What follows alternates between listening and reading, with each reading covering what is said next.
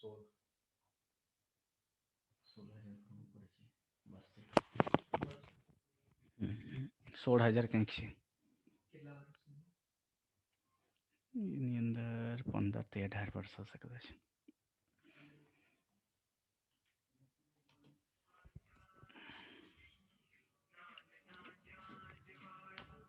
ચોપડી ખાને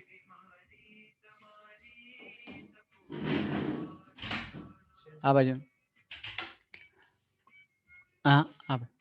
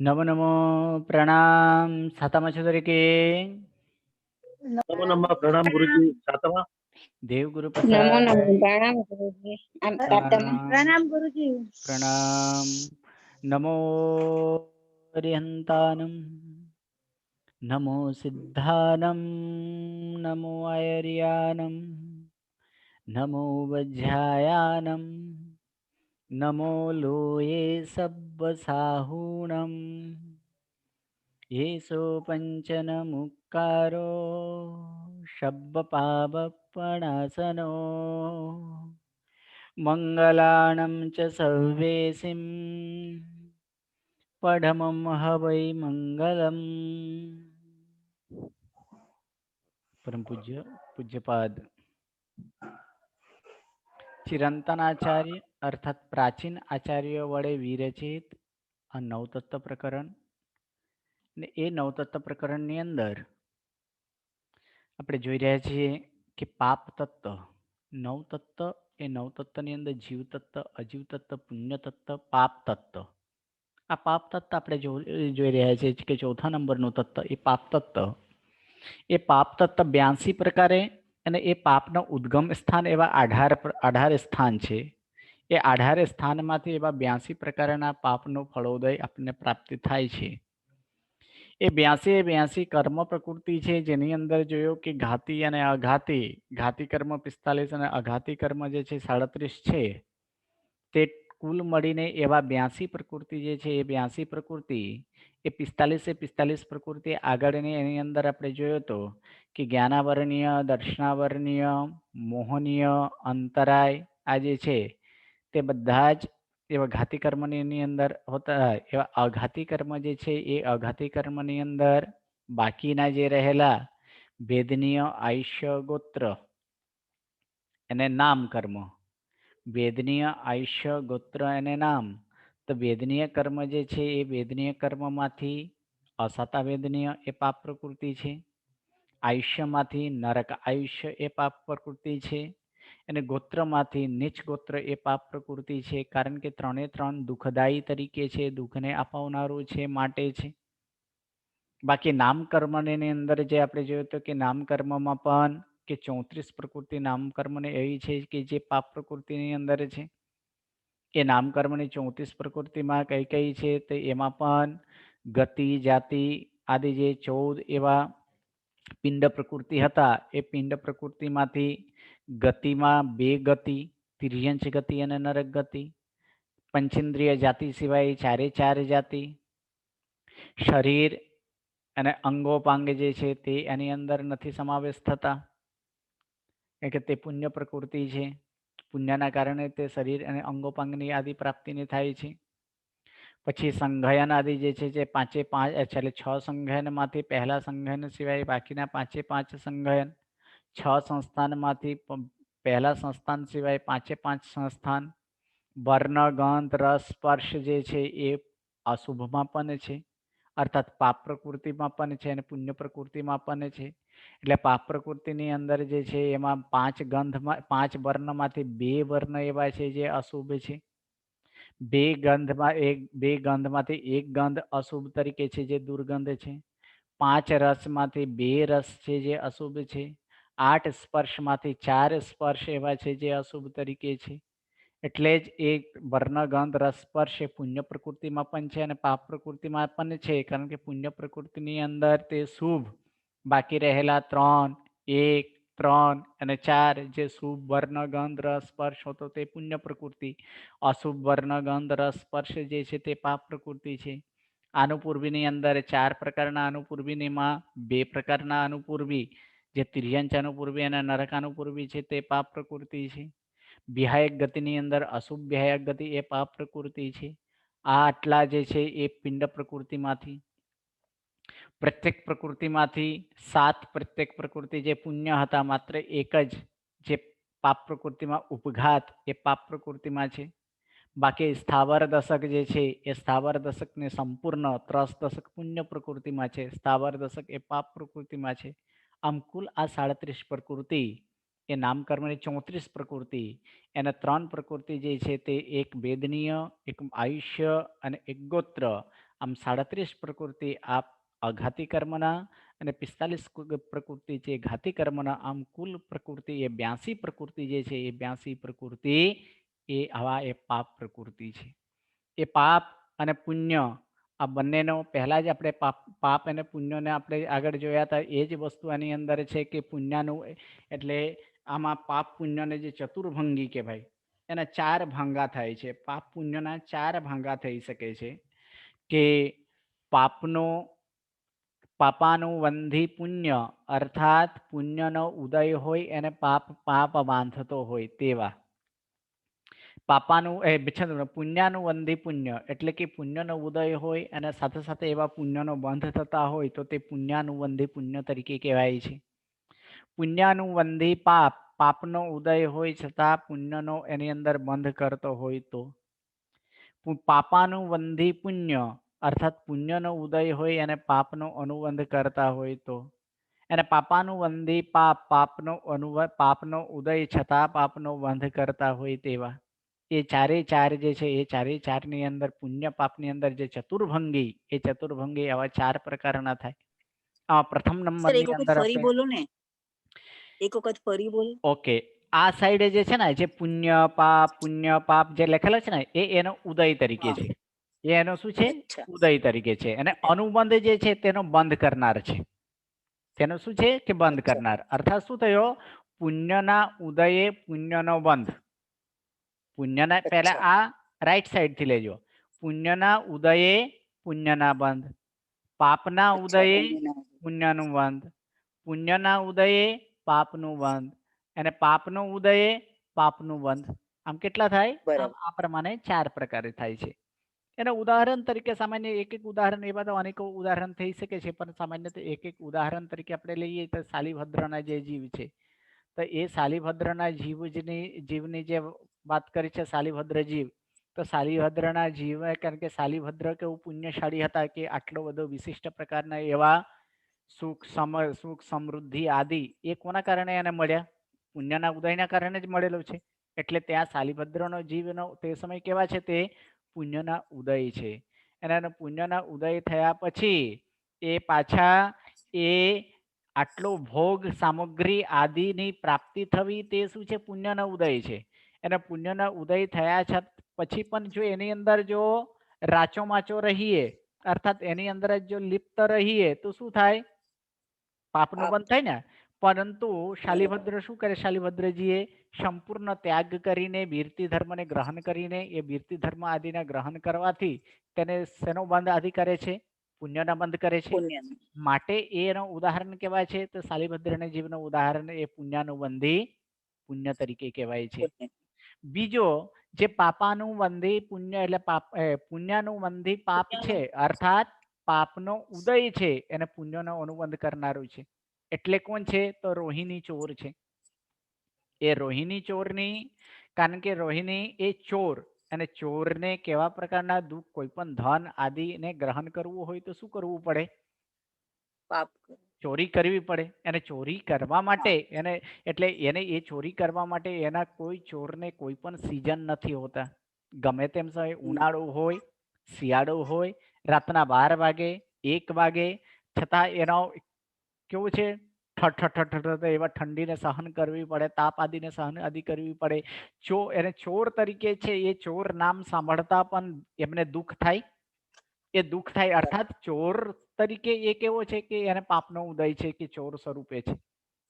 એમના બરાબર. પિતાજીએ એક વાત શીખાડેલા કે એમના ક્યારેય પણ વીર ભગવંતને વચનને સાંભળવું નથી. કારણ કે તે એમના પિતાજી જાણતા હતા જે કે જો એ જો વીર ભગવંતનો વચન સાંભળશે તો શું થશે? અમારો ધંધો બંધ થઈ જશે. બંધ થઈ જાય. એ ચોરી કરવાનો એ બંધ થઈ જશે. ઘર કેવી રીતે ચાલશે? સંસાર કેવી રીતે ચાલશે? એ સંસારનો ભરણ પોષણ કોણ કરશે?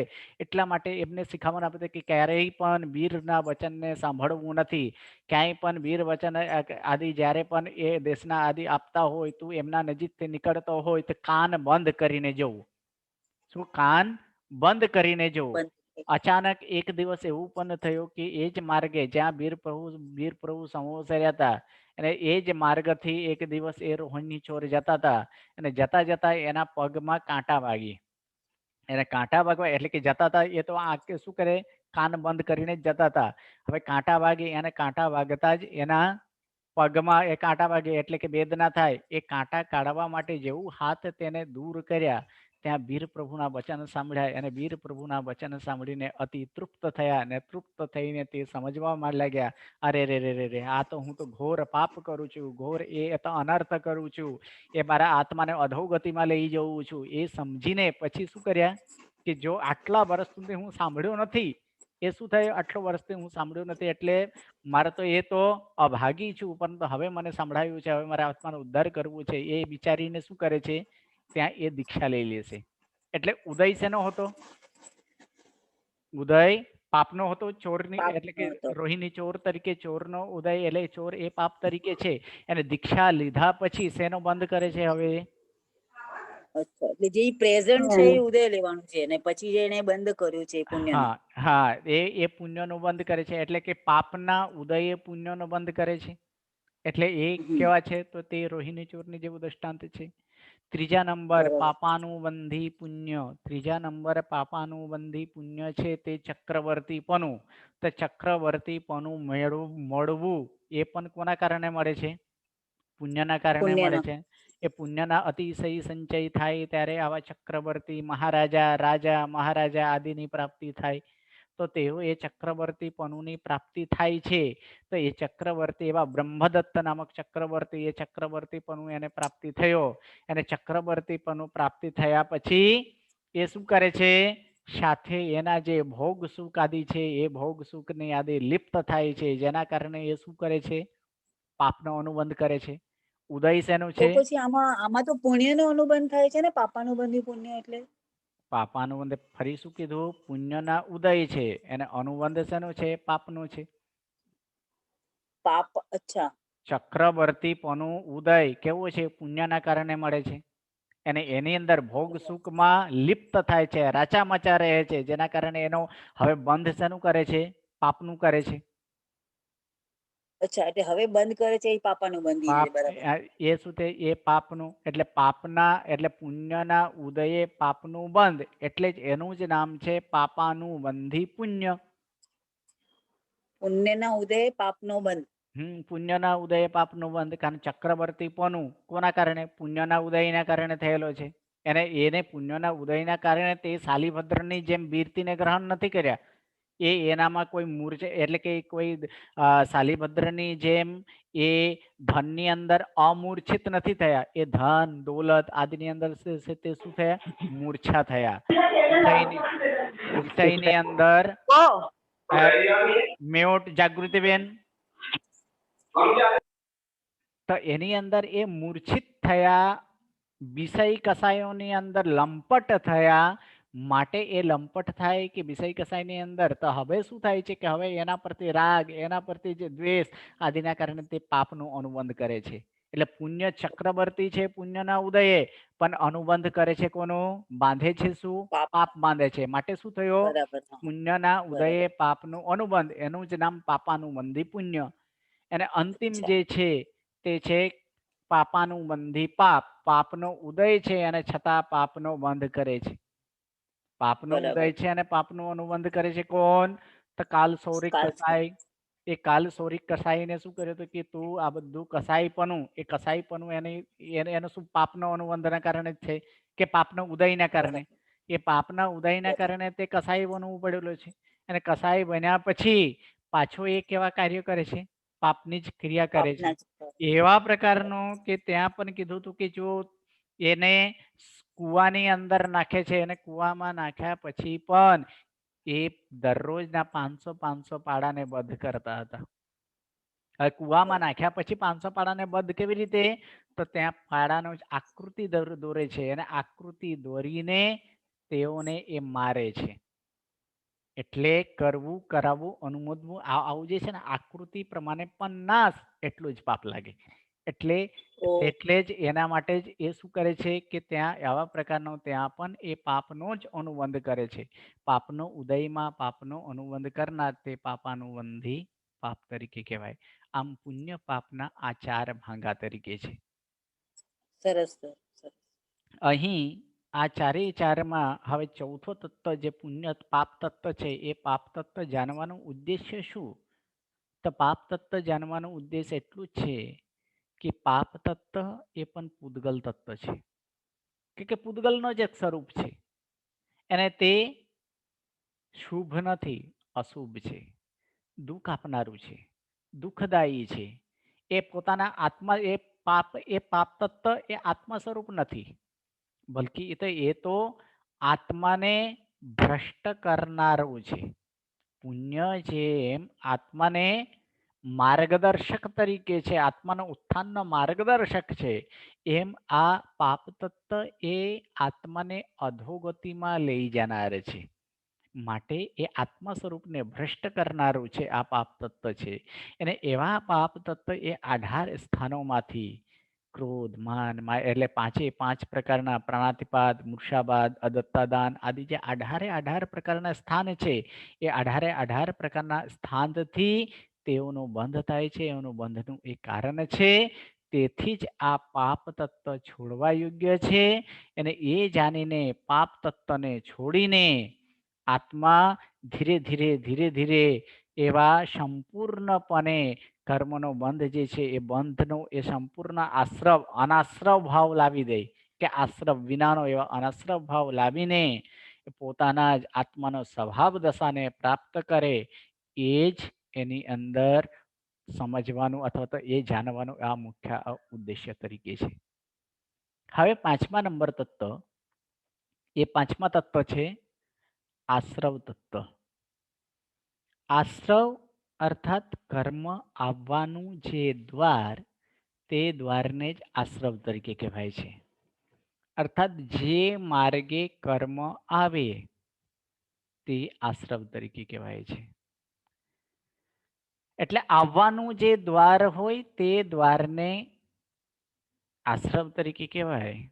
જેમ કે ઘર હોય, ઘરને પ્રવેશવાનું જે સ્થાન તેને દ્વાર તરીકે કહેવાય. અર્થાત તેને આવવાનું જે માર્ગ હોય, એ આવવાનું માર્ગ કેટલા હોઈ શકે છે?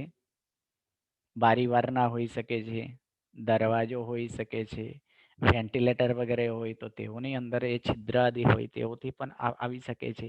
તો ઘરની અંદર એવા પ્રકાશ આદિ જે આવવાનું જે દ્વાર આદિ જે છે એ જ દ્વારને જ તે આશ્રવ તરીકે કહેવાય. તો અહીં કર્મ આવવાનું જે દ્વાર, તે દ્વારને આશ્રવ તરીકે કહેવાય છે. એટલે કર્મનું આગમન એ આત્માના વિશે જેનાથી થાય, એટલે જે માર્ગે કર્મનું આગમન આત્માને વિશે થાય તેને આશ્રવ તરીકે કહેવાય છે. એમાં મુખ્ય જે છે એ મુખ્ય કેટલાક આની અંદર બતાવ્યા છે. એ જે ગાથા દ્વારા આપણે જોશું કે આશ્રવ, એ આશ્રમની અંદર ગાથા દ્વારા એની અંદર કહે છે इंद्रिय कषाय अव्यय योगा पंच चौ पंच तिन्निकमा किरियाओपनवेशम इमा उताओ अनुक्रमसो। इंद्रिय अर्थात इंद्रिय, कषाय अर्थात कषाय, अव्यय अर्थात अव्रत, योगा अर्थात योगो अथवा योग, तेना अनुक्रमे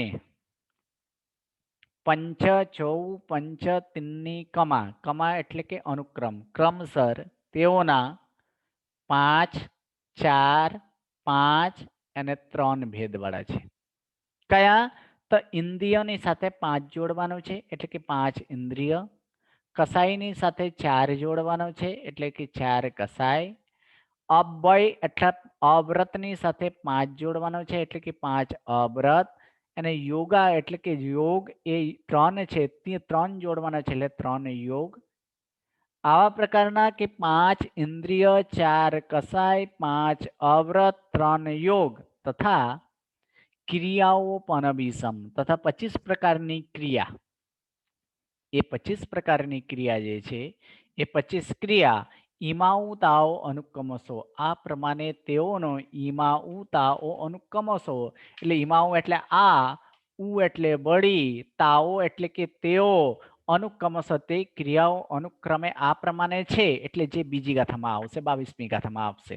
એ 22મી ગાથામાં એ 25 ક્રિયાઓ કઈ કઈ છે એ પછીની ગાથામાં જણાવશે. એટલે ટોટલ ભેદ હવે કેટલી થઈ કે 25 ક્રિયા, 5 ઇન્દ્રિય, 25 અને 5 30, 4 કસાય, 30 અને 4 34, પછી 5 અવ્રત, 34 અને 5 39, અને 3 જે છે 3 યોગ એટલે 3 યોગ એટલે 39 અને 3 42.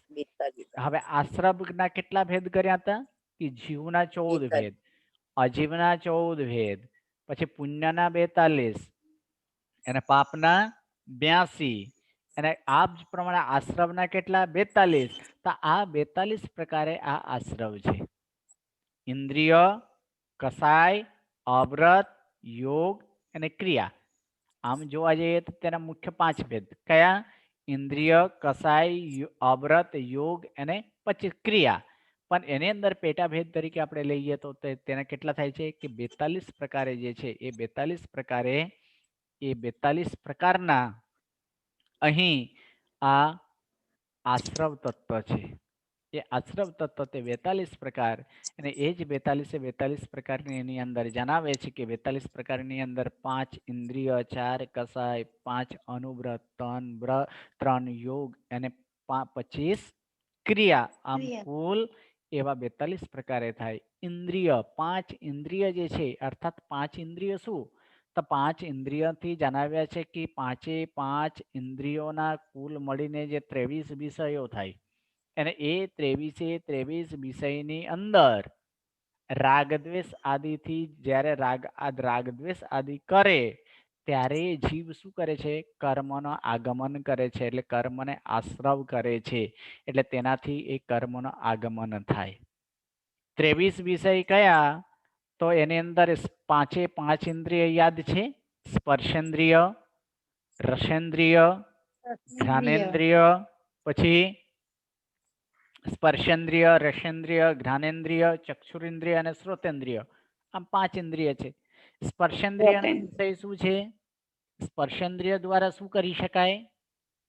સ્પર્શનો જ્ઞાન જાણી શકાય, સ્પર્શ જાણી શકાય, અર્થાત સ્પર્શ જાણી શકાય એટલે સ્પર્શનો જ્ઞાન થાય. આ કેવા પ્રકારનો સ્પર્શ છે? અને સ્પર્શ કેટલા પ્રકારે છે? 8 પ્રકારે. તો એવા 8 પ્રકારના સ્પર્શનો વિષય થાય સ્પર્શેન્દ્રિયનો. બીજો હવે સ્પર્શેન્દ્રિય પછી શું છે? રસેન્દ્રિય. તો રસ કેટલા પ્રકારે છે? 5 પ્રકારે. 5 પ્રકારે જે છે એ 5 પ્રકારનો એ રસનો વિષય થાય રસેન્દ્રિય. પછી ઘ્રાનેન્દ્રિય, તો ઘ્રાનેન્દ્રિય ઘ્રાન કેટલા પ્રકારે છે? ગંધ કેટલા પ્રકારે? 2 પ્રકારે. તો એનો વિષય કેટલા થાય? 2 થાય. પછી ચક્ષુરેન્દ્રિય વિષય શું છે? રૂપ છે. રૂપ અર્થાત પાંચ છે. આકાર વગેરે. એ આકાર કેટલા છે? 5 છે. તો એ 5 પ્રકાર એના એને શ્રોતેન્દ્રિય. તો શ્રોતેન્દ્રિયનો વિષય શું છે? સાંભળવું છે. એટલે સાંભળ. શબ્દ છે. શ્રોતેન્દ્રિયનો વિષય શું છે? કે શબ્દ. અને શબ્દ. શબ્દ કેટલા પ્રકારે? તો શબ્દ 3 પ્રકારે 3. હોય. એટલે આમ કુલ મળીને 23 વિષય થાય. સ્પર્શેન્દ્રિયના 8, રસેન્દ્રિયના 5, 8 અને 5 13, ઘાનેન્દ્રિયના 2, 13 અને 2 15, ચક્ષુરેન્દ્રિયના 5, 15 અને 5 20, અને શ્રોતેન્દ્રિયના 3, આમ 23. આ 23 વિષય જે છે એ 23 ઇન્દ્રિયોના આ 23 વિષય એ દરેક 23 વિષયમાં જ્યારે એને અનુકૂળતા પડે ત્યારે તે એમાં રાજી થાય, ત્યારે સુખ માને, ત્યારે આત્માને એ પોતાને સુખ માને છે. આ જ મારું સુખ છે એ પ્રમાણે માનનારા છે. એ જ્યારે તે વિષય ઉપર પ્રતિકૂળ પડે, એ પ્રતિકૂળ પડે ત્યારે તેને દુઃખની પ્રાપ્તિ થાય, ત્યારે દુઃખ થાય. એટલે જ્યારે સુખ થાય ત્યારે એના પ્રતિ રાગી થાય. એ જીવ એના પ્રતિ એ રાગી થાય. અને દુઃખ થાય ત્યારે એના પ્રતિ જીવ એ દ્વેષ થાય. અને રાગ દ્વેષથી શું થાય છે? તો રાગ દ્વેષથી એ કર્મનો બંધ કરે છે. એટલે કર્મ આવવા માટેનું એ આગમન થાય છે.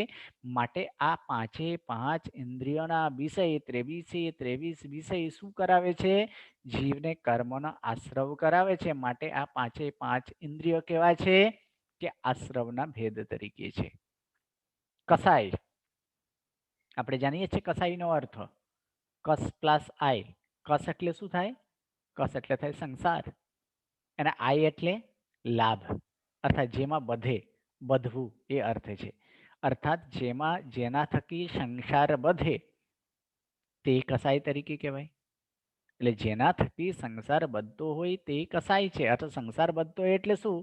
સંસારનો ભવો ભ્રમના જે બધે તે કસાઈ તરીકે કહેવાય છે. તો એ વધારનારો કોણ છે?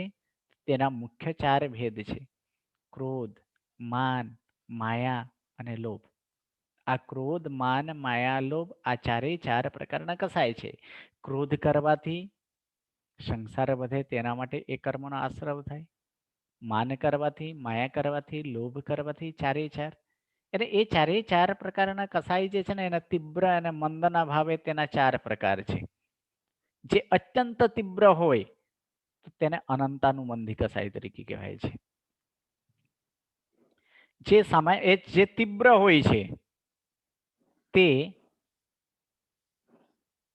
અપ્રત્યક્ષણીય કસાય તરીકે કહેવાય છે. જે મંદ હોય છે તે પ્રત્યક્ષણીય કસાય તરીકે કહેવાય છે. અને જે અતિ મંદ જે હોય તે સંજલન તરીકે કહેવાય છે. તે સંજલન કસાય. તો કસાઈ 4 છે. તો એ 4ના પણ 4 ભેદો પડે. કયા? અનંતાનુબંધી, અપ્રત્યક્ષણીય, પ્રત્યક્ષણીય અને સંજોલન. એટલે એના તરતમતા આદિના લીધે તો એ 4 ગુણ્યા 4 કરીએ તો તે 16 પ્રકારે થાય છે. અને એ 16 પ્રકાર એ કસાઈ કરવાથી એ આત્મા અનાદિકાળથી એ કસાઈની અંદર પ્રવૃત્ત છે. જેના કારણે એ અનાદિકાળથી એ જીવ કર્મનો આશ્રવ કરે છે.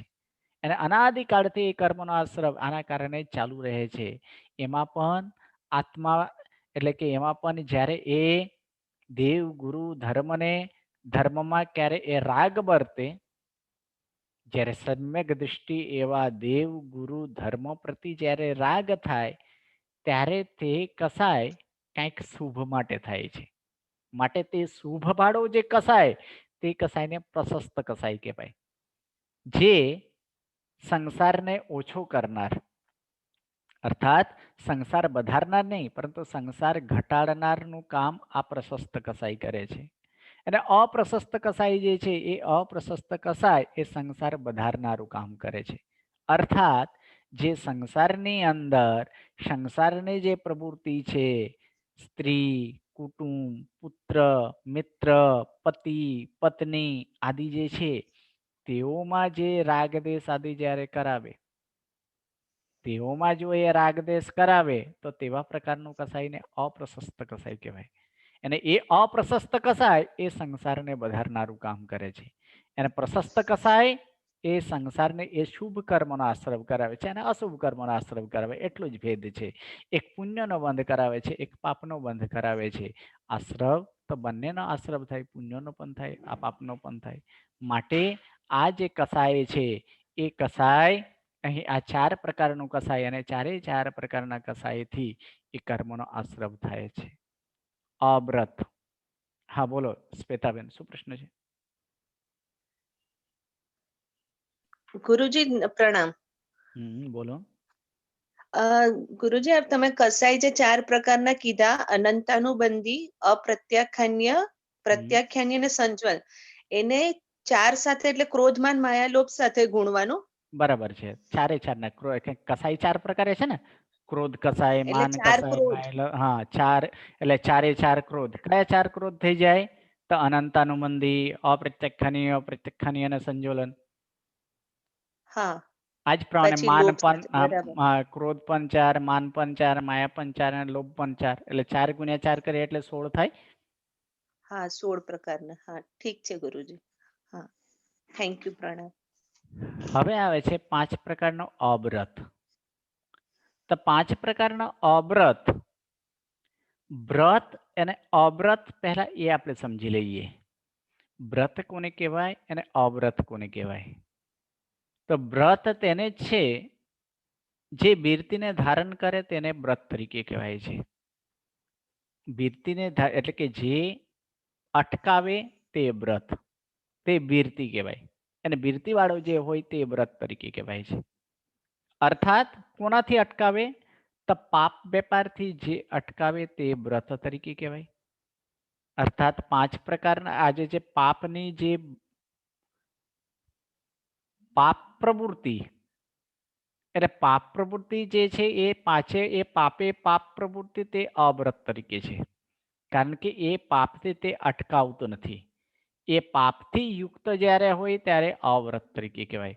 એવા 5 મોટા મહાપાપ તરીકે, મોટા પાપ તરીકે 5 છે. કયા? તો હિંસા,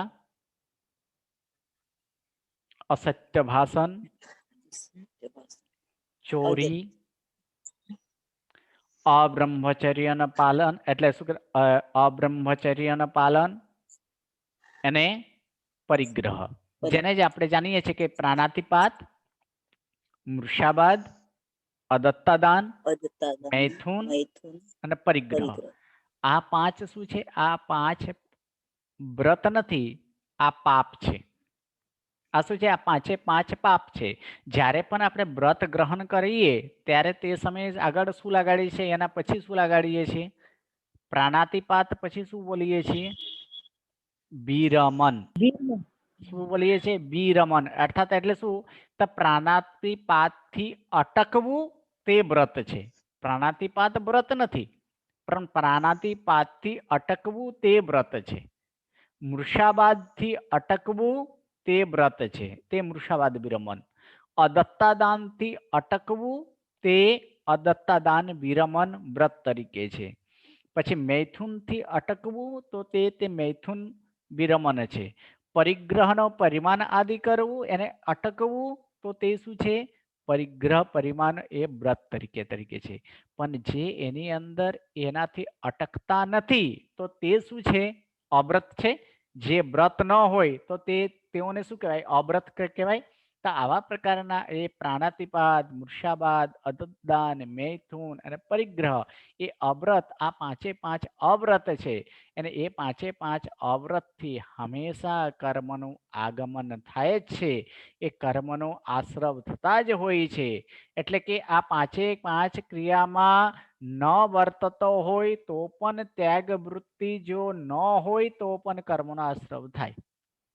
માની લો કોઈ હિંસા નથી કરતા, જૂઠું નથી બોલતા, ચોરી નથી કરતા, અબ્રહ્મચર્ય પણ સેવતા નથી, પરિગ્રહ પણ નથી કરતા, છતાં જો એમાં ત્યાગ વૃત્તિનો એટલે પચખાન ન હોય તો પણ કર્મનો આશ્રવ થાય. કોઈ હિંસા નથી કરતા અને હિંસા ન કરવાની એની અંદર પચખાનનો એની પ્રતિજ્ઞા ન હોય, ન લીધેલો હોય, તો પણ એનો આશ્રવ થાય જ. કારણ કેવી રીતે? તે એ પ્રમાણે છે કે એક ઉદાહરણ આપણે આપીએ. હોટેલ વાળા જે હોય, જે હોટેલ છે એ હોટેલ વાળા હોય શું કરે છે? હોટેલ વાળાએ કાંઈ પણ વસ્તુ ખાવા આદિની વસ્તુ જે બનાવે એ એની અંદર કાંઈ નિશ્ચિત હોય કે આના માટે જ હું બનાવું છું? એવું નિશ્ચિત હોય છે? નથી હોતા. એ તો શું કરે? એ તો બધાને માટે બનાવે છે ને. એ બધા માટે બનાવે છે એટલે કે હોટેલમાં તે સમયે જે વસ્તુ બનાવે છે તે આપણે બધાની ગણતરી કરીને બનાવે છે. કોઈ એકની માટે ગણતરી કરીને તો નથી બનાવતા. તે બધાને ગણતરી કરીને બનાવે છે. તો બધાની અંદર અમે પણ આવી જઈએ, એની અંદર વ્રત જેની અંદર નથી, જેને હોટેલમાં ખાવાની અર્થાત હોટેલમાં નહીં ખાવાની એવું વ્રત તો કોઈને, એટલે જેને ન હોય તેઓની પણ એની અંદર ગણતરી થઈ જાય. એટલે એ જ વસ્તુ કે એ હોટેલ ન જવા છતાં પણ શું થાય છે? એને હોટેલના જે પાપ છે એ હોટેલના પાપો એને લાગે છે. આપણે આની અંદર માની લો એ વસ્તુ આપણે છે જ નહીં, કોઈક એવા હિંસા આદિ કરતા હોય અને એ હિંસાનો માની લે એ હિંસા કરવાના એના માટે શક્ય જ નથી, એ તે ભૂમિ એ શક્ય જ એ કરી જ નથી શકતા. માની લો કે સ્વયંભૂ રમન સમુદ્ર છે, તો એ સ્વયંભૂ રમન સમુદ્રની અંદર માછલા વગેરે જેવું છે, કોઈકને એવો મત્સ્ય ભક્ષીવાળા હોય, આપણામાં તો ન જ હોય. માની લો કોઈ એવા માછલા ખાનારા કે માછલી આદિ ખાનારા હોય, તે ત્યાંનો માછલા ખાઈ શકશે? ન ખાઈ શકે. જો એનામાં એ વસ્તુ ન હોય તો ત્યાંના પણ શું લાગે? ત્યાંનો પણ તેનો પાપ લાગે છે. હવે એ જ વસ્તુ આપણે શાકભાજીમાં આપણે લઈએ કે શાકભાજીની અંદર છે કે જેટલું પ્રમાણે પણ શાકભાજીનો અંદર છે મારે યોગ્ય આટલા પ્રમાણે છે, એનાથી બહાર વાળાનો હોય કે જે આપણાથી પહોંચતી બહાર હોય ત્યાંથી પણ આવેલો હોય તો ત્યાંથી પણ શું લાગે? એમને પાપ આદિનો લાગે છે. માટે જ એ કરશે. એ જો કરતા ન હોય અને જો છતાં એ જો નથી કરતા, પરંતુ જો એનામાં વ્રત નથી, ન હોય, એને પચખાન ન લીધા હોય, ત્યાગની વૃત્તિ ન હોય, તો પણ એમનો પાપ એનામાં લાગે છે. એટલે જ આ 5 અવ્રત જેનો જે છે તેટલા માટે જ દરરોજના જે પરિમાણ 14 નિયમ આદિ એટલા માટે જ ગ્રહણ કરાય. બાકી જો ગ્રહણ ન કરીએ તો પછી ત્યાંથી પણ પાપનો આગમન થતા જ હોય છે. માટે તે ક્રિયામાં પ્રવર્તતું હોય તો એ તો થાય જ. અવ્રતમાં પ્રવર્તતું હોય તો થાય. જો ત્યાગ વૃત્તિ ન હોય તો પણ એનામાં પાપ લાગે છે, તો પણ તે કર્મના આશ્રમ થતા જ હોય છે. આ 5 અવ્રત છે. 3 પ્રકારની યોગ: મન, વચન અને કાયા. યોગ એટલે થાય પ્રવૃત્તિ. યોગ એટલે થાય પ્રવૃત્તિ. મનની પ્રવૃત્તિ તેને મન યોગ તરીકે કહેવાય. વચનની પ્રવૃત્તિ હોય તે વચન યોગ તરીકે કહેવાય. કાયાની પ્રવૃત્તિ હોય તેને કાય યોગ તરીકે કહેવાય. એટલે કે મન આમ તેમ ફરે તો તેને શું કહેવાય? મન યોગ તરીકે કહેવાય. વચનની અંદર પ્રવૃત્તિ હોય તો તે વચન યોગ તરીકે કહેવાય. કાયાની અંદર પ્રવૃત્તિ હોય તો તે કાય યોગ તરીકે કહેવાય છે. હવે એ પ્રવૃત્તિ 2 પ્રકાર થઈ શકે. 1 મિનિટ.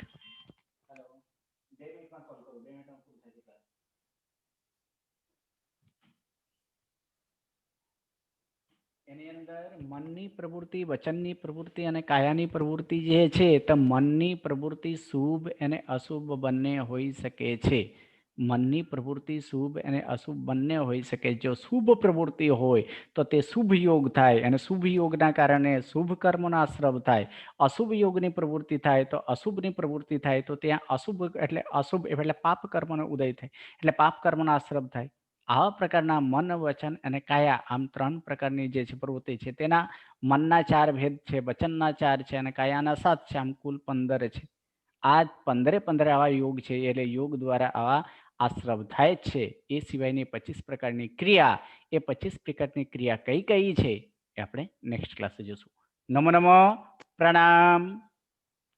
ખૂબ ખૂબ આભાર. પ્રણામ ગુરુજી. પ્રણામ.